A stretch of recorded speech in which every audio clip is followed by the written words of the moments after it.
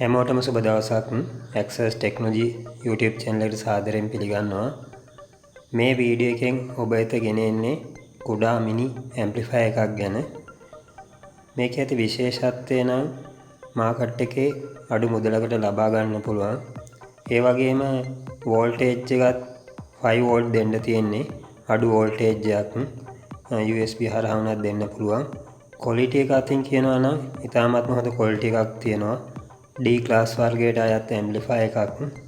අනික ඉලෙක්ට්‍රොනික දැනුම අඩු කෙනෙකුට උනත් මේක පහසුවෙන් සකස් කර ගැනීම හැකියාවක්ද තියෙනවා.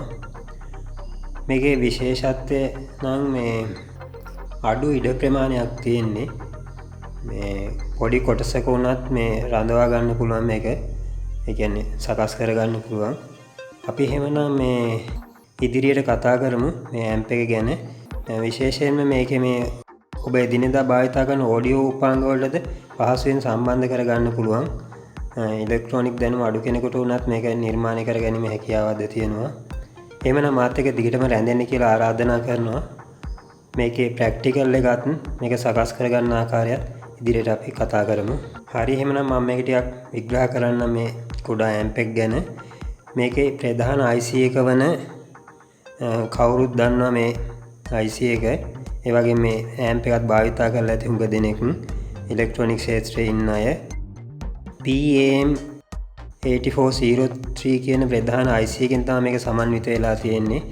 ඊට අමතරව SMD වර්ගයට අයත් කැපැසිටර් කීපයක්ද රෙසිස්ටර් කීපයක්ද මේකට ඇතුළත් කරලා තියෙනවා. මම මේකේ අවුට්පුට් එකට මේ පැත්තෙන් ස්පීකර්ස් වලට වයර්ස් පාස් ආගෙන තියෙනවා. ඒ වගේම මෙතන මේ ඉන්පුට් එකට විශේෂයෙන් කියන්න ඕනේ ස්ක්‍රීන් වයර්ස් වලින්ම දෙන්න. මොකද නැත්තම් හම් එකක් එන්න ඉඩ තියෙනවා. ඒක අපි අඩු කරගන්න ඕනේ. නැත්තම් හම් එක આવත් වැඩක් නෑ මේ ඇම්ප් එකෙන්. ඒ වගේම කෙලවරට මට මේක ප්‍රැක්ටිකල් එකට සඳහා අවශ්‍ය විදිහට ජැක් එකක්ද කෙලවරේ සවි කරගෙන තියෙනවා. මේකේ මේ පවර් පැත්ත ගැන කතා කරනවා නම් 78.5 5 වෝල්ට් ලබා ගන්න පුළුවන් රෙගියුලේටර් එකක් මම ඉන්පුට් එකට දීලා තියෙනවා වෝල්ටේජ් වල. ඒ වගේම ස්මූතින් වලට 2200 මයික්‍රෝෆැරඩ් 10 වෝල්ට් කැපැසිටර් එකක්ද භාවිතා කරලා තියෙනවා. ඒ වගේම මේ 0.1 මයිල වර්ගයේ කැපැසිටර් දෙකක්ද මේ රෙගියුලේටර් එකට සම්බන්ධ කරගෙන තියෙනවා. රෙගියුලේටර් ඉදිරියට තමයි වෝල්ටේජ් එක දෙන්නේ. මේකට සාමාන්‍යයෙන් ඇම්ප් එකට 5 වෝල්ට් ගත්තත් රෙගියුලේටර් දෙන්න පුළුවන් සාමාන්‍යයෙන් වෝල්ට් 9ක් 12ක් තරමක් වැඩි වුණත් ගැටලුවක් නැහැ. මේ ආකාරයට තමයි මේක ඉතාමත්ම පහසුයි. ඔබත් මේක මේ මාකට් එකකින් අරන් හදාගන්න පුළුවන් ඉතාමත්ම පහසුවෙන්ම. හරි, එහෙමනම් අපි මේකේ ප්‍රැක්ටිකල් එකකුත් කරලා බලමු කොහොමද ක්වොලිටි එක කියලා බලා ගන්න පුළුවන්. එතකොට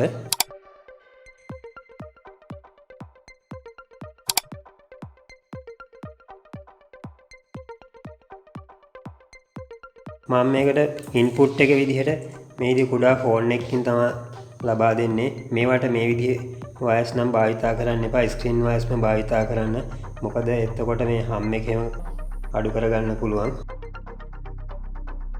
ඒ වගේම සප්ලයි එකට මේ වගේ පවර් පැක් එකකින් වෝල්ට් 9ක් හරි 12ක් හරි ඔබට දෙන්න පුළුවන්. මම දැන් 9ක් දීලා මේක චෙක් කරන්නම්.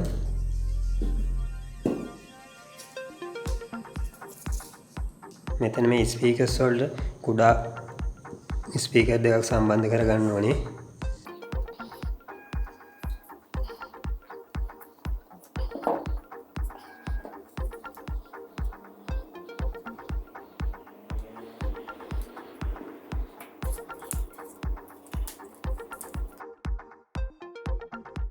ඊගාට මේ දන්රින වලට සප්ලයි එක දෙන්න ඕනේ.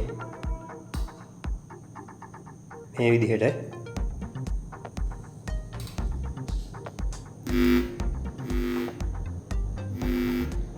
ඇම්ප් එක වැඩ කරන හොඳට.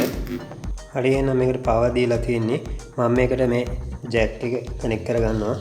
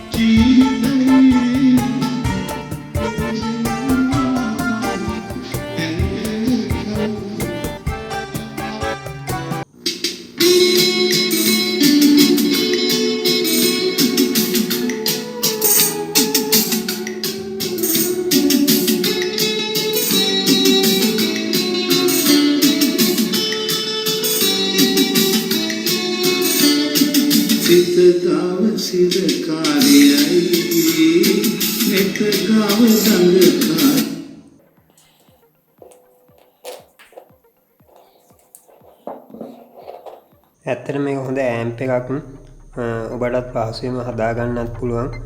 මම හිතන්නේ මේ කරුණු ටික සෑහෙන ප්‍රමාණවත් මේ වගේ ඇම්ප් එකක් හදන්න බලාපොරොත්තු වෙන කෙනෙකුට ඉඩකඩ ප්‍රමාණයක් අඩුයි මේකට යන. ඔබ එදිනෙදා භාවිතා කරන ඕඩියෝ උපාංග හැම දෙයක්ම වගේ මේකට සම්බන්ධ කරගන්න පුළුවන්. USB kit ඒ වගේම mic එකක් උනත් පුළුවන්. කම්පියුටර් අවුට් එක උනත් මේකට භාවිතා කරන්න පුළුවන්. හරි, එහෙමනම් මම හිතන්නේ මේකේ සෑහෙන දෙයක් ඔයාලා දැනගන්න ඇති. ඉදිරියටත් මෙවැනි වීඩියෝ මම ගෙනවන්න බලාපොරොත්තු වෙනවා. එහෙමනම් සුබ දවසක්. තවත් අලුත් වීඩියෝ එකකින් හමු වෙමු.